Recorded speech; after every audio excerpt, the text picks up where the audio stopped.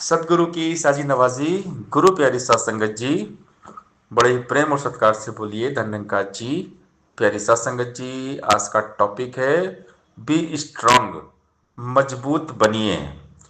इस परमपिता परमात्मा निरंकार के साथ खुद को जोड़कर हमेशा मजबूत रखना चाहिए, क्योंकि माया आदमी को कमजोर करती है।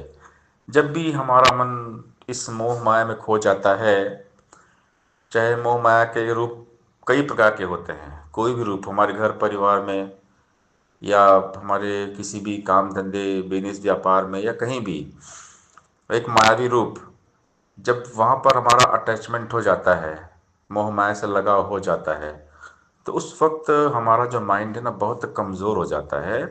हम बहुत कमज़ोर पड़ जाते हैं।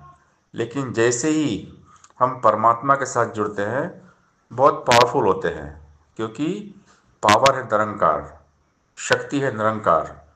तो जब शक्ति के साथ जुड़ते हैं ना, तो हम बहुत स्ट्रांग हो जाते हैं, हमारा माइंड बहुत स्ट्रांग हो जाता है। ये जो पूरा क्रिएशन है, पूरी जो रचना है, ये जो माया है, माया का स्वामी है निरंकार। इस निराकार दातार ने पूरी माया को रचा है। तो हम रचना के साथ जुड़ जाते हैं, इस क्रिएशन के साथ जुड़ते हैं और मालिक को भूल जाते हैं जिसने इस माया को बनाया है। हम उस मालिक को भूल जाते हैं। तो संत समझाते हैं कि मालिक को नहीं भूलना है, इस निरंकार को हमेशा याद रखना है। ये हमारे सामने हमेशा रहता है, ये हाजिर नाजिर है, ये अंग संग है। इसको एक पल भी नहीं भूलना है, लेकिन हम गलती करते हैं, इसको भूल जाते हैं। हम परमात्मा को जैसे ही भूलते हैं वैसे ही प्रॉब्लम्स आती है। सबके जीवन का अपना अपना अनुभव है, क्योंकि ये माया जो है ना, ये खींचती है। और मन माया का गुलाम है। जो हमारा मन है ना, ये माया का गुलाम है। ये हमेशा माया के बारे में ही सोचेगा। इसको आकर्षण पसंद है, जहाँ आकर्षण है वहीं ये भाग जाएगा। तो इस मन को सदगुरु को सौंपना पड़ता है। जब तक हम मन को सदगुरु को सौंपेंगे नहीं, तब तक ये हमारा मन यहाँ वहाँ भटकता ही रहता है। इसीलिए मन को साधने की आवश्यकता है, मन को जीतने की आवश्यकता है। मन जीते जग जीत। और जो मन को साध ले, सेवा सत्संग सिमरन की साधना के द्वारा, वही होते हैं साधु, संत, महापुरुष। जो संतों का जो मन होता है बहुत मजबूत होता है, क्योंकि संत हमेशा निरंकार में रहते हैं। हम पक्के पक्के संतों का संग करते हैं, और जब भी बात करेंगे निरंकार की ही बात करेंगे, गुरु की बात करेंगे, सेवा सत्संग सिमरन की बात करेंगे, भक्ति की बात करेंगे। हमारे विश्वास को मजबूत करते हैं। इसीलिए हमें पक्के विश्वासी संतों का ही संग करना चाहिए, क्योंकि जो पक्के संत होते हैं उनके पास अनुभव होता है इस निरंकार का। हर पल हर घड़ी निरंकार में ही रहते हैं, निरंकार के बारे में सोचते हैं। निरंकार के सिवा उनकी लाइफ में कुछ होता नहीं है। तो जो पक गया है, जो पक्का है, जो विश्वासी है, जिसके पास अटूट विश्वास है निरंकार दातार पे, ऐसे महान संतों का संग हमें करना चाहिए। जब इस तरह के संत मिल जाते हैं ना, तो हम भी बहुत मजबूत हो जाते हैं। हमारा माइंड बहुत मजबूत होता है।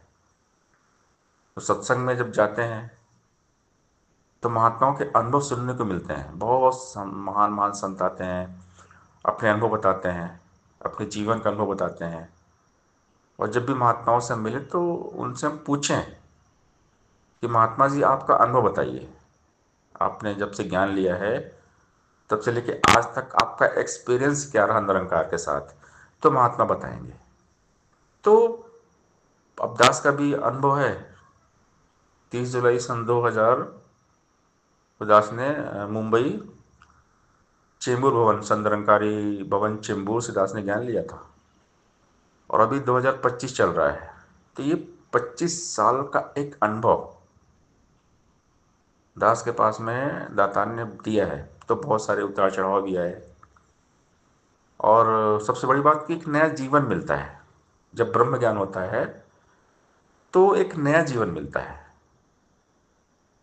सदगुरु हमें एक नया जन्म देते हैं, क्योंकि ज्ञान जैसे ही होता है वैसे ही तन मन धन गुरु का हो जाता है, निरंकार का।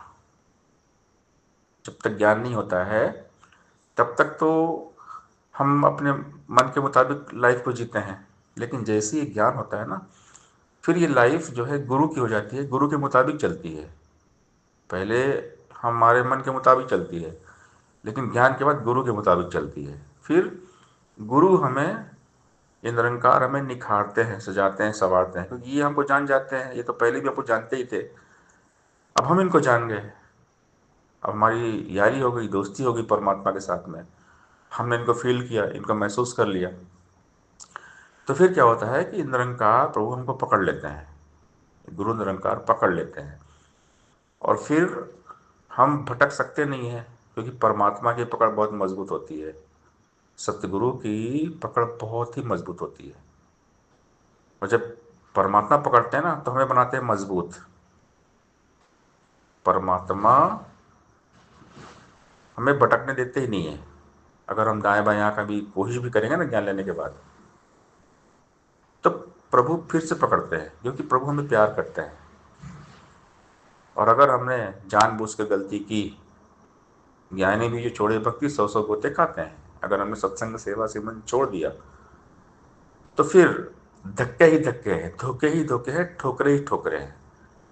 ज़्यादा ठोकर मिलती है ज्ञान लेने के पहले।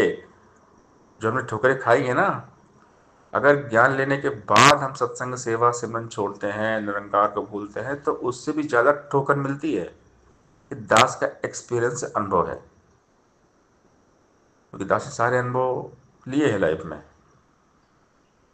हर दौर से दास गुजरा है, और बहुत मजबूती मिली है दातार की कृपा से। जो घटना हुई है बहुत अच्छी हुई है दास के जीवन में, ज्ञान के बाद भी। तो जो भी होता है बहुत अच्छे के लिए होता है, ये दास को पूरा विश्वास हो गया है कि प्रभु जो करते हैं बहुत अच्छा करते हैं। बहुत सारे दास के पास अनुभव है, बहुत सारे अनुभव है। अगर उस अनुभव को बताएंगे तो ये घंटों घंटों दास बोलता ही रहेगा उसके बारे में। यानी शॉर्ट एंड स्वीट यही है कि परमात्मा हमें सजाते हैं, संवारते हैं। गुरु कुम्हार सिसकुंभ है, गड़गड़ काढ़े खोट, अंतर हाथ सहार दे बाहर मारे चोट। गुरु एक कुम्हार की तरह होते हैं, हमें पकाते हैं। कुम्हार जब घड़ा बनाता है तो घड़े को वो आग में डालता है कि घड़ा पक जाए। इसी प्रकार जब सदगुरु हमें सजाते हैं तो दुख तकलीफ भी आएगा, दुख की आग में सदगुरु हमें पकाते हैं ताकि हम मजबूत बन जाएं। कभी कभी कुछ ऐसे हालात होते हैं, ऐसी घटनाएं होती हैं, उस वक्त लगता है कि हमने तो ज्ञान लिया है, हम तो परमात्मा को जानते हैं, फिर ऐसा क्यों हो गया? ऐसा इसलिए हो गया क्योंकि गुरु हमें पका रहे हैं, गुरु हमें मजबूत बना रहे हैं, हमारे विश्वास को पक्का बना रहे हैं। उस टाइम तो लगता है हमें ये तो बहुत गलत हो गया, ये बहुत रॉन्ग हो गया हमारे साथ में, ऐसा नहीं होना चाहिए। लेकिन बाद में कुछ टाइम बाद मालूम पड़ता है कि बहुत अच्छा हुआ। परमात्मा खुद इस बात को एहसास कराते हैं कि जिस बात के तुम गिले शिकवे कर रहे थे, आज देखो तुम्हारा टाइम कितना अच्छा आ गया। तो जीवन सुंदर तब बनता है जब जीवन में हमारे मजबूती आती है। और मजबूती कैसे आएगी? मजबूती तभी आती है जब हम दुख तकलीफ से गुजरते हैं। तो ज्ञान के बाद भी अगर दुख तकलीफ आ रही है तो हमने शुक्र ही करना है कि दाता इसमें भी मेरा भला है, आप हमारा भला करना चाह रहे हो। इसलिए दुख संकट परेशानी से कभी घबराना नहीं है। ये परमात्मा के अनुभव हैं, परमात्मा हमें अनुभव दे रहे हैं।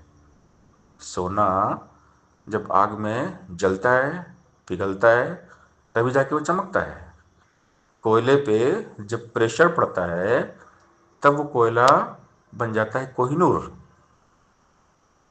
इसी प्रकार सदगुरु हमें कोहिनूर बनाते हैं, सदगुरु हमें एक मूर्ति बनाते हैं। लेकिन जब कोहिनूर जब चमकता है तो उसकी भी कटाई चटाई होती है, उसको भी मार जलनी पड़ती है।